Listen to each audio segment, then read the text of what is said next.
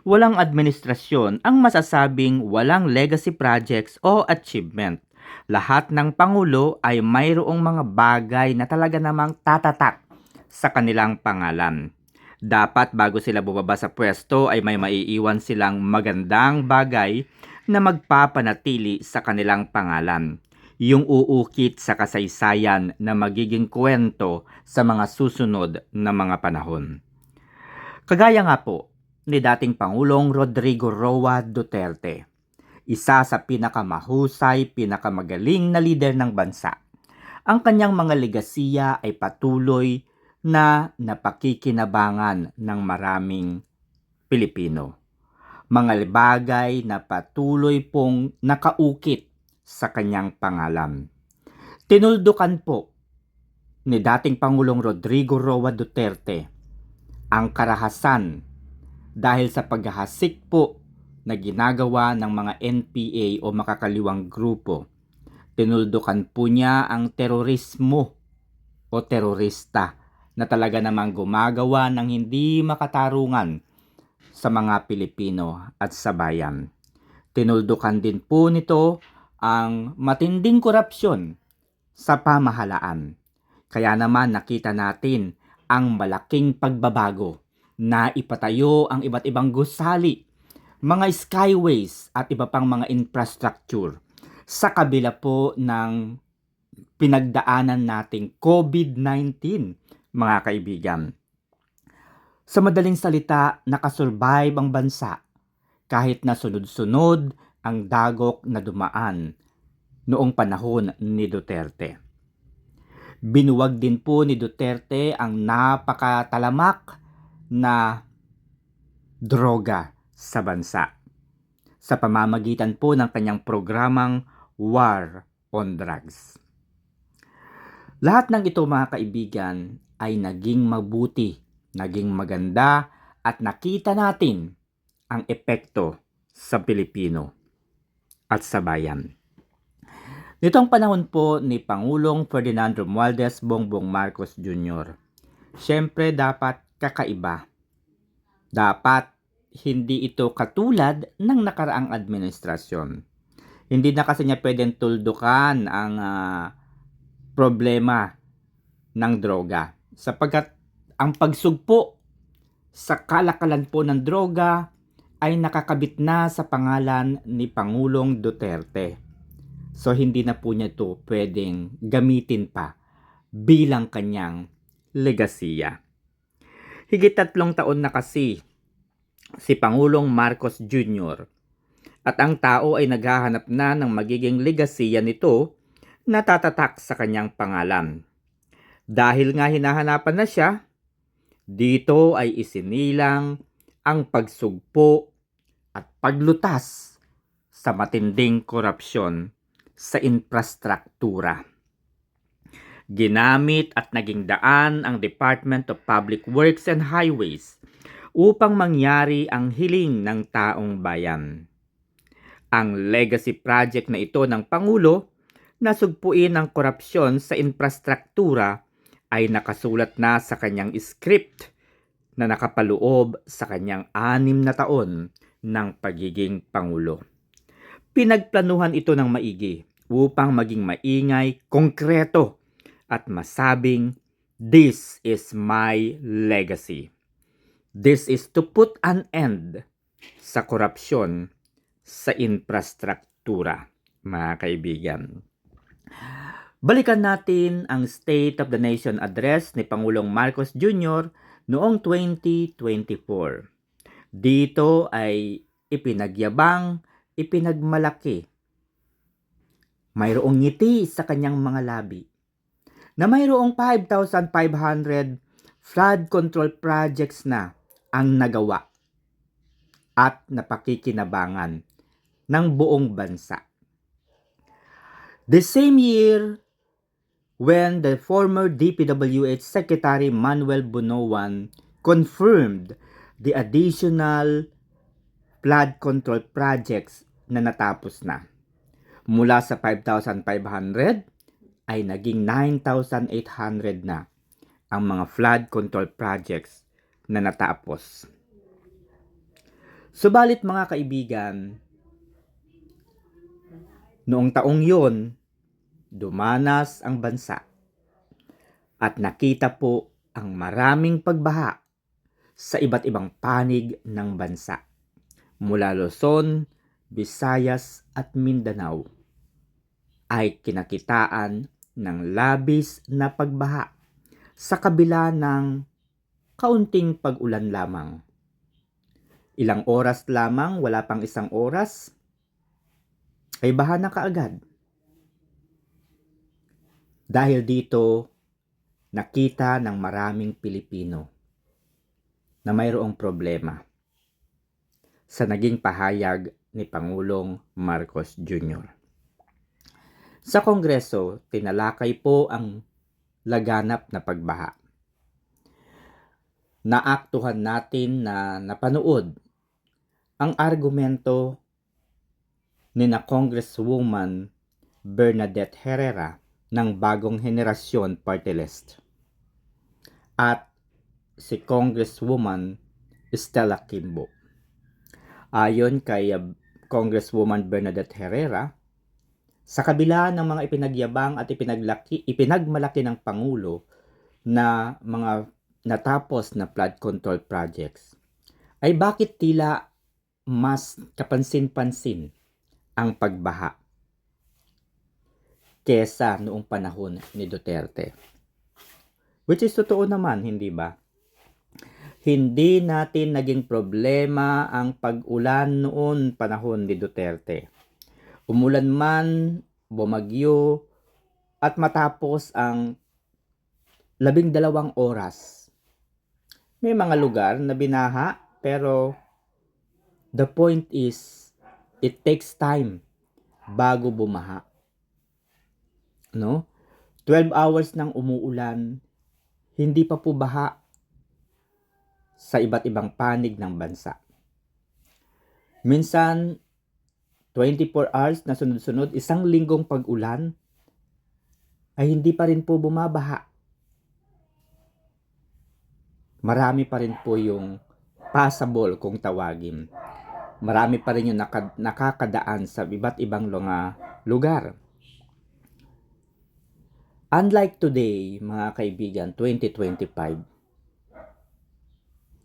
ay labis na pagbaha ang nakikita natin.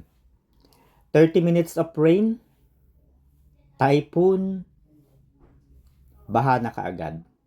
Mag-a-announce pa lamang na mayroong paparating na bagyo, idinideklara na ng mga universities and other government office ang kanselasyon ng kanilang mga pasok o trabaho, private o public man, sapagkat ina-anticipate na nila na mayroong malaking pagbaha. So, hindi natin ito naranasan nung panahon ni Duterte.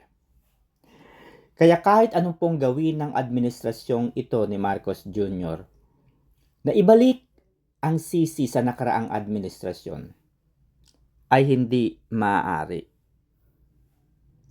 Imposible na mailink nila ito kay Duterte. Because there's no such flood ang maaari nating mabanggit noong panahon ni Duterte. So, eto na nga mga kaibigan. After 2024 State of the Nation Address, tahimik ang administrasyon ni Marcos Jr. Hindi po niya pinansin at hindi man lamang nagbigay ng kahit anong pahayag tungkol sa napansin ng marami na sobrang pagbaha. Tahimik po siya until 2025 State of the Nation Address. Dito ay bumulaga ang isang kakaibang pahayag mula sa Pangulo. Sa kanyang 2025 State of the Nation Address, ipinadama ni Pangulong Marcos Jr. ang pagkadismaya, ang galit, ang disappointment dahil sa walang kwentang flood control projects. Binanggit niya dito ang ilan sa mga substandard na ginamit. Ang iba ay ghost projects. Ang iba naman ay hindi tinapos. Galit na galit si Marcos Jr. Ang kanyang sigaw, mahiya naman kayo. Na para bagang nais niyang sabihin, punyeta kayo. Sa panahon ko pa talaga ginawa ang bagay na ito. Na para bagang wala siyang kinalaman, wala siyang kasalanan, at hindi siya accountable sa mga pangyayaring ito. Yun po ang nais niyang iparating sa taong bayan. At para mangyari ito, pinangalanan ni Pangulong Marcos Jr. ang 15 contractors na talaga namang kumubra ng bilyong-bilyong halaga ng pera mula sa kaban ng bayan. Top 15. So, iniutos niya ang investigasyon at sinabing panagutin ang lahat ng dapat panagutin. Imbestigahan ang nasa likod ng anomalyang ito. Alright? So, para nga naman magmukhang wala siyang kinalaman. Inilunsad ni Senator-elect at dating chairman ng Blue Ribbon Committee ang investigasyon sa flood control projects. At sa una pa lamang na araw ng pagdinig at pag-uusap o investigasyon, lumabas na kaagad ang pangalang Zaldico at iba pang mga kongresista, mga party list congressmen ang nasa likod ng flood control projects scam ng DPWH. Dahil na-touch ang untouchables, pinagpilitan naman ng Kongreso na magsagawa rin ng kanilang investigasyon tungkol sa flood control. Ang goal, dapat hindi lamang congressman ang lumabas dito na may kasalanan o kinalaman. Dapat ay mayroon ding senador at dapat malinis din ang kanilang pangalan. Hindi mayurakan ang Kongreso. Hindi sila dapat mabahiran ng kagaguhan. Kaya dapat maligtas sila sa usaping ito ng flood control scam. Dapat ay iba o sa iba mapunta ang sisi. Which is, ganti-gantihan lamang yan. Hindi pwedeng kami lang. Dapat Senado rin. And so, naglabas din sila ng kanilang mga testigo o mga resource person kung tawagin. Dito nga naungkat ang kinalaman din ni na Senator Jinggoy Estrada, Joel Villanueva, Bong Revilla at iba pa. Patas na. Meron ng Congress, meron ng Senate. May representante na sila kumbaga sa flood control na ito. Pero kahit na po mayroong representatives na involved sa flood control scam na ito mula sa lower house at upper house, ay hindi ito sapat. Hindi ito sapat sapagkat mayroong tao na nasa likod ng scam na ito. na dapat makasuhan. Dahil nga po ang investigasyon ng Senado sa kasalukuyan ay papainit ng papainit, kinakailangan na itong tuldukan. Bakit? Dahil mula po nang lumabas si Sergeant Orly Gutesa at binanggit ang kanyang partisipasyon kung paano napupunta ang pera kina House Speaker Martin Romualdez at Saldico.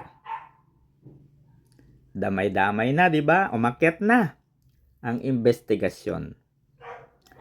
Siyempre, sa isa pa pong pahayag naman ni Bernardo, ayan, ay patuloy na umakyat ang investigasyon sa flood control at umabot na ito sa involvement naman ni Executive Secretary.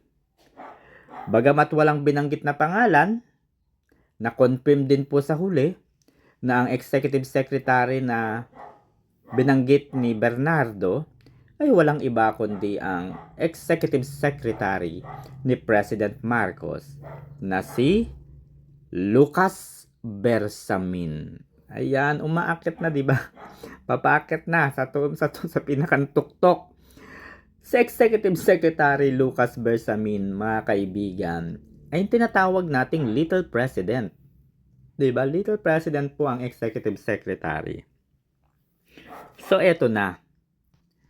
Hindi papayag itong si Saldico na madamay. At sa katunayan, mayroong laman ang kanyang pahayag. Intindihin niyo yung kanyang statement, mga kaibigan. May laman yung kanyang pahayag. Ito, basahin natin. Dahil sa dami po ng mga resource person na inimbitahan ng Kongreso, inimbitahan ng Senado, ay laging nababanggit ang pangalan ni Saldico sa likod ng scam na ito. Siyempre, hindi pwedeng siya lang dito yung madamay, di ba? So, bagsakan na talaga. So, basahin natin yung sagot ni Ximenet, si Saldico. I vehemently deny all the baseless and irresponsible accusation made against me during the Senate hearing held today. These unsubstantiated claims which attempt to implicate me are not only hearsay, but are also politically motivated, designed to mislead the public and deflect accountability. The 2025 General Appropriations Act was certified and approved by both houses of Congress and signed by the President. As mentioned during the Senate hearing, the President even vetoed some provisions and withheld the release of funds for projects. However, the validity of the 2025 General Appropriations Act is currently the subject of a case before the Supreme Court and the Ombudsman.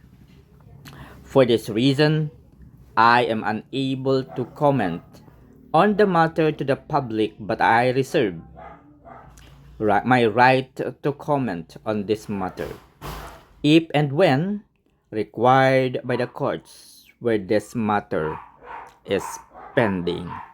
Ano po ang ibig sabihin dito ni Congressman Saldico?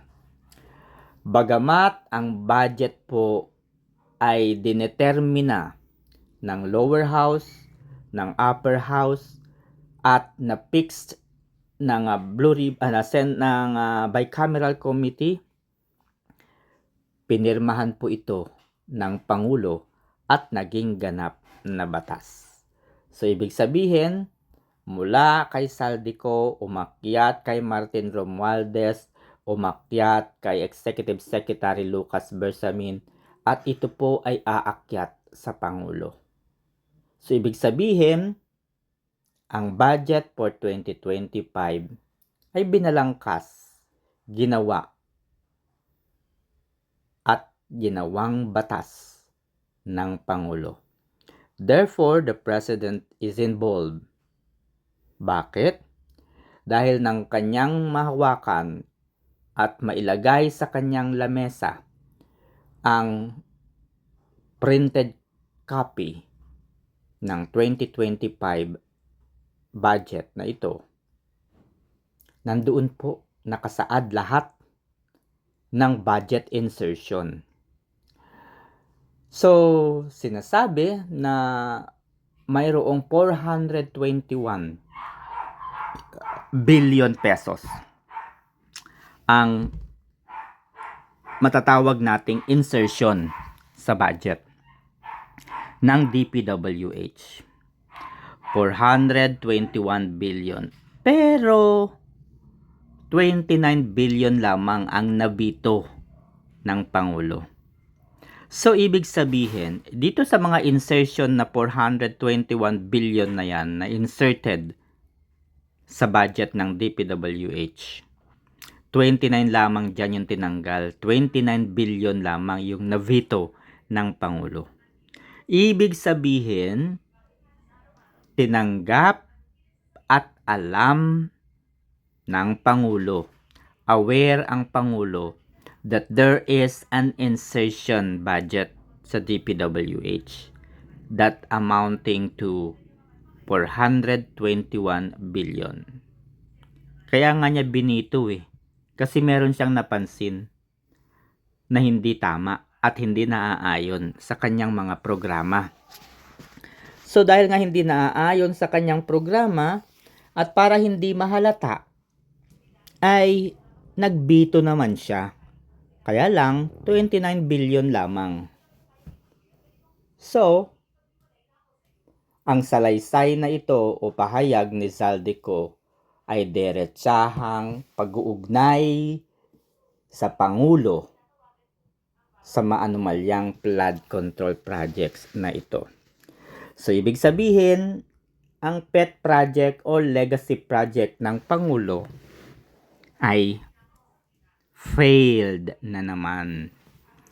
Hindi po nagawa ng kanyang mga kaalyado, kagaya po ni Tito Soto, Ping Lacson, at iba pa, na i-link, ibato, isisi kay dating Pangulong Rodrigo Roa Duterte ang flood control scam na ito. Hindi pwede. No? Hindi pwedeng i-link. Kasi nga, nung panahon ni Duterte, wala namang korupsyon dahil takot sila in the first place na gumawa ng kasalanan o gumawa ng korupsyon. Tumutugma po ito sa naging pahayag ng mag-asawang Diskaya. Paano makahihingi ng porsyento ang mga kongresista sa proyektong ito? Takot silang gumawa ng kalokohan noong panahon ni Duterte. Takot silang mangurakot. Takot silang manakot. Takot silang ipitin ang mga contractors dahil may kalalagyan sila kay Duterte. Dahil binigyan po ni Duterte ng karapatan ang mga contractors na kapag sila ay hinuthutan, hiningan ng porsyento, ang kanilang mga pangalan, ang pangalan ng mga kongresista na magtatangkang gawin ang bagay na ito, ay mapapablis lang naman sa isang dyaryo of national publication at malalaman ng taong bayan na ang kongresistang ito ay walang kwenta, korap, mangungutong. So, siyempre, kapag napadyaryo yan, makakarating yan sa opisina ni dating Pangulong Duterte. Pag nakarating na, katapusan na nila. May kalalagyan sila. So, ang pet project na naiisip na ito, na talaga namang scripted na naman, nag-failed na naman. So, ano kaya ang magiging legacy projects ni Marcos Jr. Tulungan nyo naman, nakakaawa na kasi. Alangan naman ang kanyang magiging legacy project ang pagbabalik ng droga sa bansa. Ay pwede rin, sapagkat yung kanyang asawa ay involved sa droga. O yun na lang siguro yung kanyang achievement. Ang kanyang pamilya ay gumagamit ng droga. No, 'di ba? Pero meron pa rin naman siyang lusot. Patunayan niya na hindi sila involved at hindi sila gumagamit ng droga para nang sa gayon ay ligtas sila. Hair follicle test and other drug tests is required for the first family to prove their innocence sa drugs. 'Di ba? So nag-failed. Pero ganun pa din, dapat ipagpatuloy ang investigasyon. Binuo ang Independent Commission to investigate the infrastructure. In the first place, alam na po ni Marcos Jr. ang posisyon, stand ni Mayor Magalong pagdating kay Duterte at pagdating sa kanyang administrasyon. Very consistent po kasi itong si Mayor Magalong. At sa mga interview po ni Mayor Magalong, hindi po niya, kumbaga hindi siya nagsisisi na sinuportahan si dating Pangulong Duterte. Hindi siya nag-regret talaga sa mga bagay na ginawa niya para tulungan ang Pangulo noon to combat corruption, terrorism, and other like drugs. So, eto na nga. Unahin natin sa Senado. Ang usapan, hanggang saldi ko lang, hindi pwedeng umakyat pataas. Ito kasing si Senator Rodante Marcoleta masyadong straight at masyadong tapat sa kanyang sinumpaang tungkulin.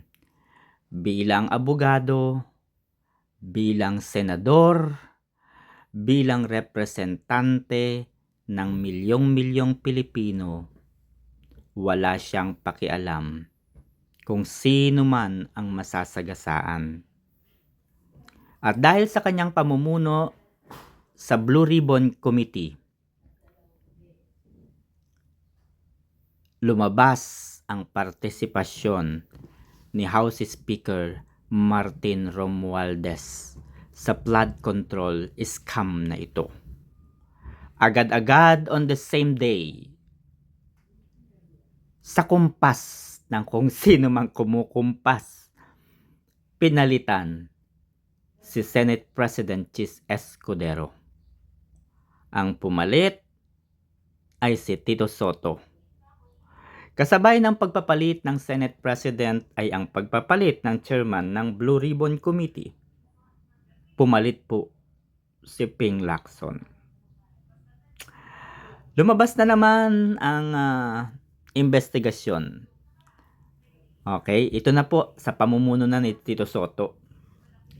Lumabas ang isang sergeant, a Philippine Marine officer in the name of Orly Gutesa. Umakyat, no, ang mga taong involved dahil nabanggit ni Gutesa ang pangalang Romualdez. Adi palpak na naman. So, kailangang magmukhang sinungaling ang testigo ni Marcoleta. Kailangang sinungaling si Gutesa. Ano nangyari doon sa kanyang abogado na nag-sign, pumirma doon sa notary public, doon sa affidavit sa statement ni Gutesa, si Attorney Pechi Cruz G. Espera. Eto na mga kaibigan, si sino nga ba ito? Si Mayor Magalong nag-resign sa kanyang pwesto bilang private special advisor on the Independent Commission for Infrastructure. Pinaiimbestigahan ng Pangulo para sa isang conflict of interest daw di umano ni Mayor Magalong.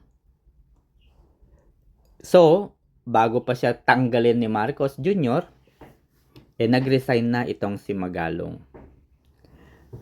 In the first place, ang tanong dito, sino ba ang bumuo ng ICF, Independent Commission for Infrastructure? Sino yung bumuo?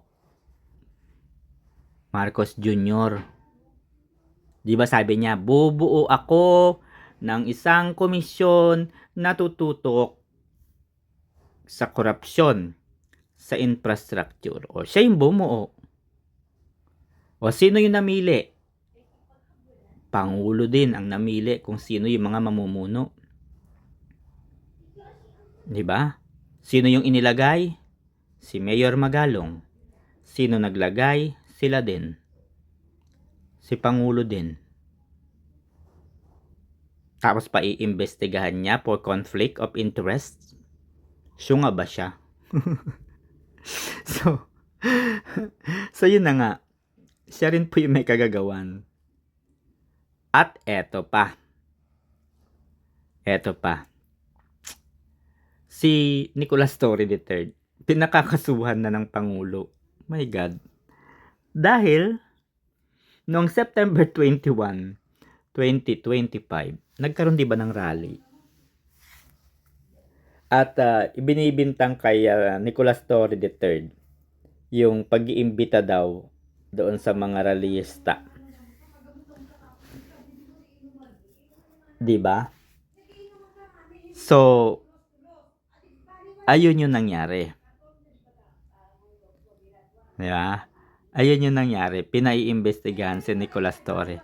So, sa makatwid, mga kaibigan, yung plano ng Pangulo na gawing legacy project,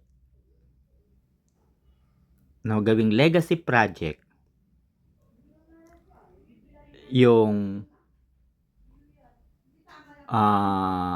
flood control ay nag-failed. So, ano kaya ang susunod? Ano kaya ang maiisip ni Marcos Jr. na ipapalit sa flood control projects na ito? 'Di ba? Wala na tayong maisip. Hindi niya pwedeng akuhin yung yung drug problem kasi nga involved siya. Involved yung kanyang asawa. 'Di ba sa pagkamatay ni Paulo Tantoco. Pangalawa, involved din naman si Marcos na naman sa ginawa nilang pagpapakidnap kay dating Pangulong Duterte. Very obvious. Napakaraming violation dito ng administrasyon.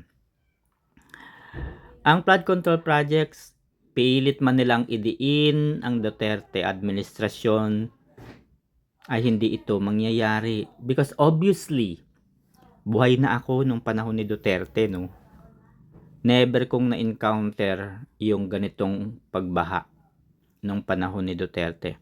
Never. Ever. Ngayon lamang ito, yung pagbaha na ito. Kahit pasabihin ni Richard Hidarian, 2016 pa, mayroon ng flood control anomaly o project. Yes, there is. Even 1990. Even 1990, panahon pa ni ano na nasa Senado na noon si Lacson. Siya rin yung humawak noon isa siya sa mga isa siya sa mga nakasaksi sa investigasyon nung panahon na yon. Kasama si Miriam Santiago. Panoorin ninyo yon, yung flood control projects. Merong 75 billion pesos naman yung nawala. Sa DPWH din. No? So, payuhan natin si Marcos. Ang pwede niyang gawin, alam niyo kung bakit? Ang pwedeng gawin ni Marcos Jr. para magkaroon po siya ng legacy, buwagin ang DPWH at ang lahat ng katungkulan po o gawain ng ng DPWH ay ilipat sa MMDA, Metro Manila Development Authority. DPWH, Department of Public Works and Highway. Pareho lang din naman yung ginagawa. Bigyan mo ng mandate ang ang MMDA. Kasama sa ng MMDA yung mga infrastructure ganito ganyan. Kaya, 'di ba? Pag-isahin yung MMDA at DPWH. Yan yung pwede nating i-suggest. Redundant lang kasi. Ganun din kasi yun. Development. Development din naman yung mga skyways. Development din naman yung mga flood control projects. Those are development. Yung mga daan. That's development. So, kasama na yun. Pangalawa na dapat nating buwagin. Congress. It's useless. How much money we are paying to congressmen? Monthly. No? Magkano ang sahod ng mga kongresista? Bukod sa kanilang sahod, meron pa silang nananakaw na pera. 'Di ba? Kagaya nga po nitong flood control anomaly na ito. Bukod sa sahod nila monthly hindi pa sila nakontento. Ninakawan pa tayo. So the solution is buwagin ang Kongreso. Kagaya po ng ginawa sa Nepal. Binuwag na po ang Congress. Alright? Para sa mga ganitong mga analysis, mga kaibigan, don't forget to like, subscribe. At kung nagustuhan po ninyo ang aking analysis at naunawaan po ninyo ang laman nito at naiintindihan, kailangan ko pong malaman ang inyong feedback.